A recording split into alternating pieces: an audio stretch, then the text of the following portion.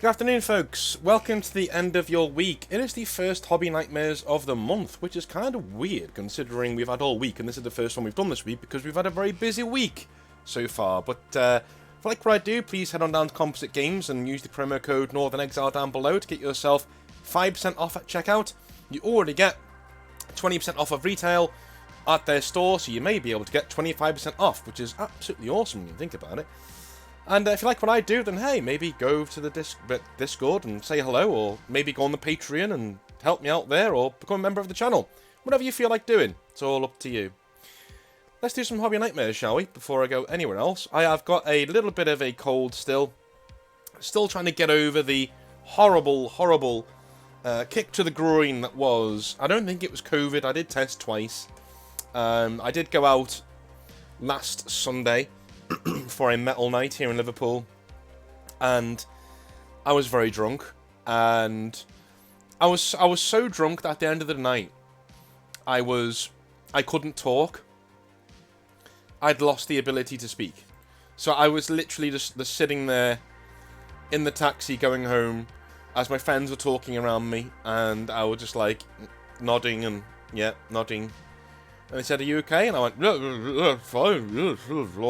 I just completely lost control of my voice. Went home, went to bed, woke up next morning, and thank God, touch wood, I seem to not be getting hangovers anymore. Very weird.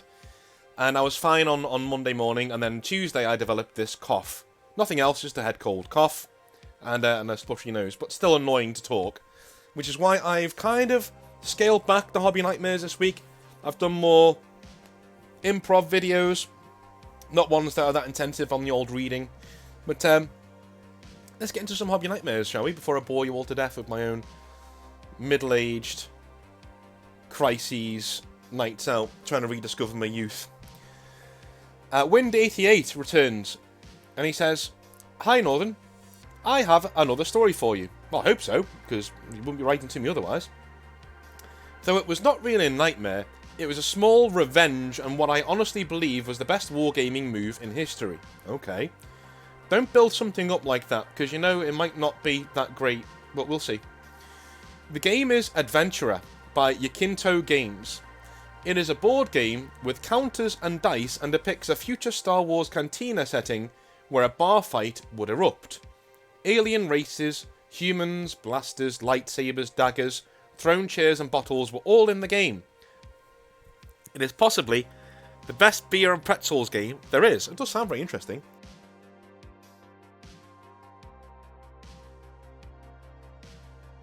Sorry, I just sneezed. If I go quiet, I'm sorting myself out. Right, let's carry on. The game was all pre-plotted movement. Each turn had 6 segments where your character could perform certain actions. The goal was to be the last fighter standing. Because the characters were randomly placed at the start of the game, we had a gentleman's agreement to not fire, throw things, etc. on the first segment of the first turn. This enabled a character to take cover or go prone on segment 1, thus making them harder to hit. Okay, sounds good. So we pick our characters and roll for random weapons. A friend of mine, Scott, picks a 2-headed alien that rolled up a fully charged blaster. Another friend, Jason, picks a gecko creature and haplessly rolls that he is in the bar, just in front of Scott's character. His back turned to Scott. Jason's character is very fast, not having to rest between heavy actions, but that comes with a price. When stunned, he takes double stuns. Stuns prevent you from acting on your planned actions. You are, well, stunned. Other characters can take things from you when you are stunned, and you can't fight back if assaulted. So, segment 1 of turn 1 starts. Scott dutifully waits this segment honourably. Jason does not go prone. He tries to scramble forward to a chair, thinking he can get it to throw it at Scott. However, on segment 2, Scott fires a stun blast, just like Star Wars, catching Jason full on. Jason's character is stunned for 4 full turns, not segments. A death sentence in this game. Anybody can walk up to him and just finish him off. The battles rage on, with Scott taking cover behind the bar, throwing bottles at other patrons. He is saving his blaster for later. Everybody just ignores Jason, as he is as good as dead. Except, well, he wasn't. Turn 5 arrives, and we all plot our actions. Jason perks up, having nervously waited to see if he would make it this far. He grins a truly devilish grin, and plots his moves as his character emerges from this terrible stunning. Keep in mind, all of these 6 segments had to be written down on your plot sheet, available for inspection by any player at any time after plotting. Segment 1. Scott turns towards Jason, now getting him in his firing arc. Scott has plotted to fire another stun blast at Jason that would blow some bottles at the probably stun Jason. But Jason plotted to throw the chair in front of him at Scott in segment 1. Though Scott is behind the bar and harder to hit, Jason hits him with the chair. This took Scott's damaged second head off in the process and stunned him until the end of turn 5. The alien can still manage with one head. Segments turn 2 to 4. Jason plotted to run behind the bar and is now next to Scott. Segment 5. Jason grabs the blaster from stunned Scott's hand. Segment 6. Jason fires a full killing blast into Scott, killing him. We are all stunned. Scott retorts, "No fucking way." But we reviewed Jason's plot, and every action was perfectly plotted. We broke out into a cheer, and even Scott celebrated what was probably the best game move he'd ever seen. We made a special counter for Jason's character that depicted the two-headed alien's weapon on Jason's character's hip, the smoking corpse in the background. Good times. Wind 88. I think what made that story was the fact he had to plan it all out beforehand and not change it. That, yeah, it's like winning the lottery, you know? But yeah, excellent stuff. 9 Boxes gets in contact, and there is a content warning on this one. If you're not comfortable with sexual assault and themes thereof, then please don't listen to the rest of this video. It is quite a heavy story, but one that I think is quite important to share. Anyway, that was the brief I was giving at the start. I've not read the rest of this yet. I was requested not to by 9 Boxes. So, he says, "Hey Exile, Lord of Cringe." That's a nice title, Lord of Cringe. Yeah. "Hey Exile, Lord of Cringe. I have a horrid hobby story for you, in response to another writer saying that most ladies play Tyranids, and you being quite skeptical of that fact." Yeah, I am. Like, I know they're kind of popular, but I don't think, like, most ladies play Tyranids. 9 Boxer says, "I run a Games Workshop store in Scotland, and I have done for 15 years. I can absolutely say that for every male hobbyist doing Tyranids, there are 4 to 5 women in our local groups.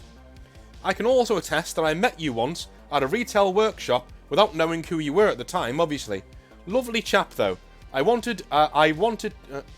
Lovely chap though. I remember you being there with your mate who ran the Hemel Hempstead store, and he was also lovely to talk to." Well, thank you very much, man. "I wanted to share with you a cautionary tale of behaviour in the local store and picking up on signs. This was in 2005, and so a little before all of the Me Too stuff, so you can see what themes are likely to be touched on in this story. I hope you read it anyway, and your readers get some good info from it. So, this girl comes into my store, Alison, name changed obviously, and she is a veteran wargamer for someone who is in her 20s. Anyway, she comes into the store each week to look over things that are coming out, have a coffee, yes, we did coffee, and still do, and play some games. We had a large league in store, where you got points for wins and 1 point for a draw. So, play more games, and have more chance of winning in the league. We did prizes for high finishers, and anyone who spent the most on their army within the league season would also win a special prize, along with the bonus points in the league. Excellent. Fantastic. 1 second. Alison was permanently in the top 4 out of about 35 hobbyists, so she would win a lot of games, and generally she had a lot of fun. For a few weeks, Alison would start getting quiet in the store whenever a guy called Jason would come in. What is it with Jasons today? He was a normal looking guy, a bit of a rocker, and was quite loud. Like, he had this obnoxiously loud laugh that sounded like he was making sure everybody in the store knew he was having a good time. He would make comments on others' armies and was basically just a normal, annoying neckbeard. Okay. I've known guys like that. Not obviously annoying neckbeards, but also the guys who are into metal. And whenever they laugh, you know, mind your ears, guys. But whenever they laugh, it's like, ha, ha, ha, ha. Like, they need everybody to know that they're just the life and soul of the party. And it's fucking cringe. Everybody looks at them like, you know, what is going on, dude? Just, you know, just sit here and have a good time like everybody else. And it's just how it goes. But anyway, I started to think, and so did a lot of others, that Alison kind of liked this guy, as her reactions to his presence were very, in quotes, guy likes this dude, so acts quite serious. Yeah, that tends to happen. If a girl is being really rambunctious with you, chances are she's either so cool that, you know, she just doesn't care, or she sees you as a friend. When they start going quiet and just looking at you, and like fixing their hair, that's when you know shit's about to hit the fan. Anyway, he says, I did notice a few things though. She never played with her hair. Haha! See? I did notice a few things though.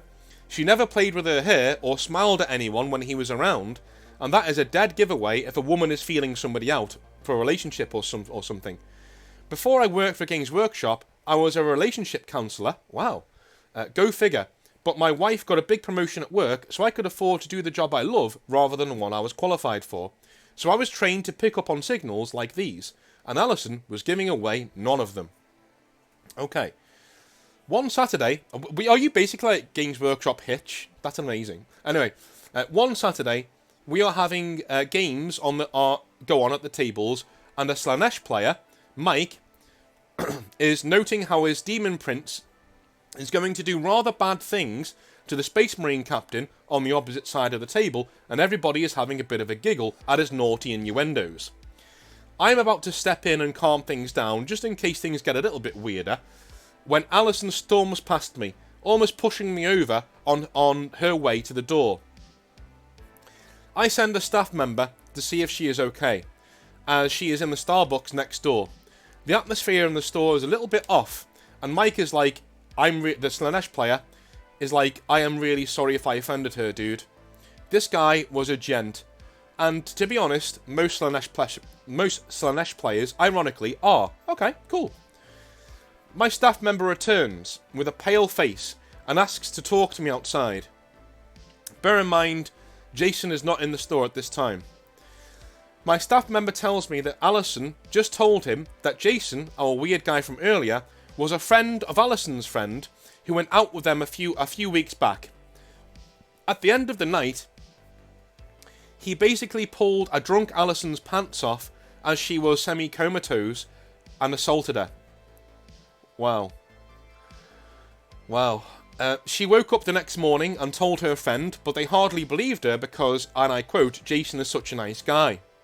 Now, Jason has started coming to the store after a long hiatus, it seems, to see Alison, as in his warped head, the two are now together.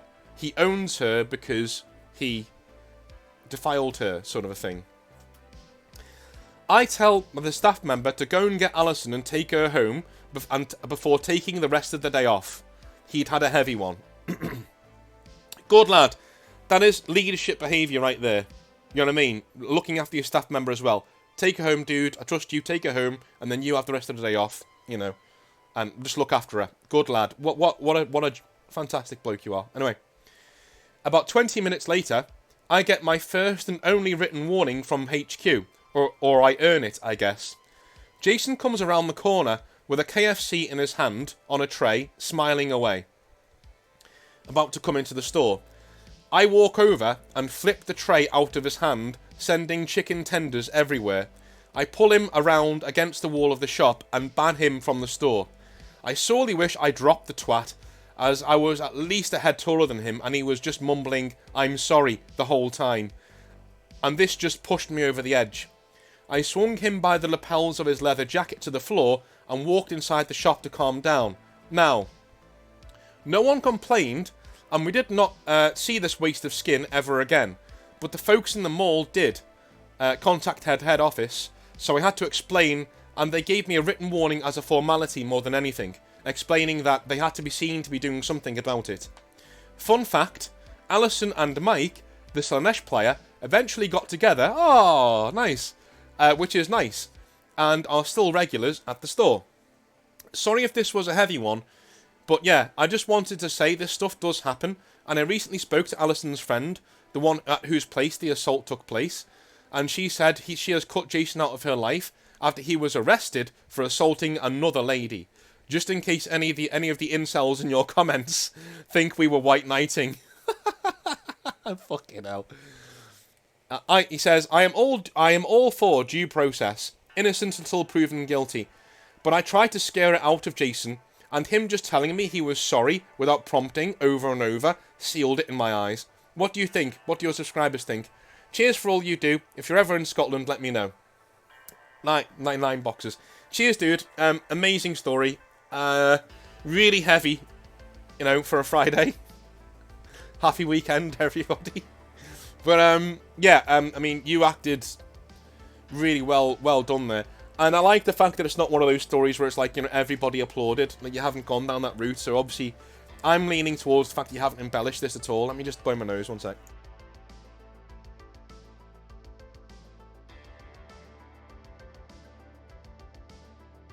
Oh, that's better.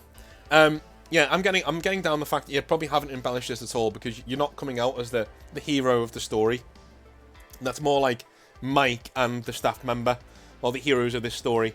But well done for keeping your cool and not hitting this guy, because that would have been a dismissal, I think, from GW. Even if, you know, even if they knew that you were in the right, it would probably be an instant dismissal.